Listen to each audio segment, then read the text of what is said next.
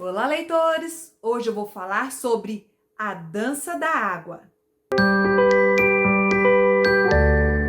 Sempre que anunciam que um livro vai ser adaptado, eu dou uma olhada no livro, se eu ainda não li, para ver se a história me atrai, se me interessa, porque eu gosto muito de ler o livro antes de conferir a adaptação. Então, quando anunciaram a adaptação de A Dança da Água, eu dei uma buscada e fiquei muito curiosa mesmo com a história. E decidi correr atrás e ler o livro antes de conferir a adaptação. E assim, bem nos dias que eu consegui o meu exemplar de Dança da Água, o pessoal do Clã das Pretas anunciou uma leitura coletiva. Aí eu fiquei muito emocionada mesmo, porque eu acredito que fazer leituras coletivas, em alguns casos, são muito ricos, muito interessantes.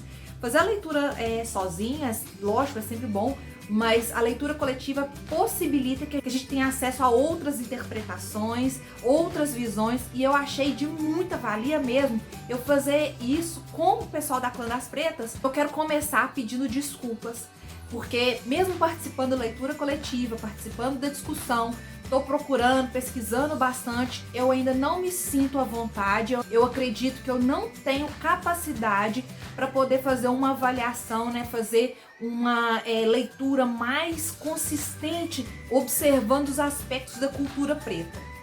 Então, o primeiro pedido de desculpas, não é que eu estou ignorando essa parte, não é que eu estou ignorando racismo, não é que eu estou ignorando nada disso. É porque eu não acredito que eu tenha capacidade para fazer isso neste momento. Eu quero aprender mais, eu quero entender melhor tudo, porque eu posso oferecer a minha empatia, estar do lado, tentar aprender, buscar sempre compreender, né? Então, assim, eu tô correndo atrás mesmo. Agora, neste momento, eu me sinto à vontade, me sinto na capacidade de fazer uma avaliação técnica do livro. Eu sei que isso fica raso, porque o conteúdo é maravilhoso do livro, assim, merecia muito um vídeo mais completo, mas eu faço esse compromisso com vocês de continuar pesquisando, continuar tentando aprender e vir numa outra oportunidade e falar mais e aprender mais e discutir mais. A história de Dança da Água se passa no período colonial dos Estados Unidos. Então ele é um romance que se passa num período histórico, né? E tem algumas pinceladas de fantasia, de um misticismo bem interessante. A história acompanha o preto escravizado Irã, que ele é filho de uma negra escravizada com o dono, com o branco, com o dono da fazenda. E a forma como o autor escolheu para contar essa história, a gente consegue acompanhar desde a infância do Irã até a fase adulta. É uma narrativa muito intensa, muito difícil, porque é uma narrativa em primeira pessoa. Então a gente acompanha todos os desbravamentos, todos os acontecimentos através do olhar desse preto escravizado. Eu acredito que por ser mãe recente, o meu filho Otto tem só 2 anos, eu fiquei muito abalada, muito chocada quando tem as descrições das separações das famílias, sabe?